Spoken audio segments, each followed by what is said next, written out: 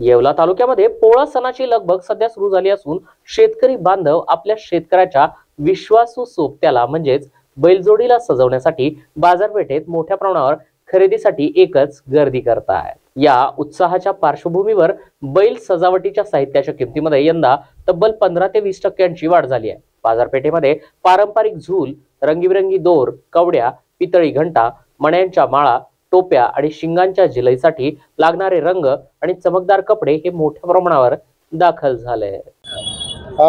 मी बाजीराव सुखदेव भड, राणा धामोरी तालुका येवला येथील शेतकरी असून आम्ही बळीराजाचा सण मोठ्या उत्साहात साजरा करत आहोत। बळीराजाची जरी संख्या कमी झाली तरी पण येत्या 22 तारखेला होणाऱ्या पोळ्याच्या सणाला आम्ही मोठ्या उत्सुकतेने सामोरे जात आहोत। कारण काल 2 दिवसापूर्वी जो पाऊस झाला त्याच्यामुळे आम्ही सुकावलोय आणि सुगीचे दिवस आम्हाला येण्याची शक्यता आहे।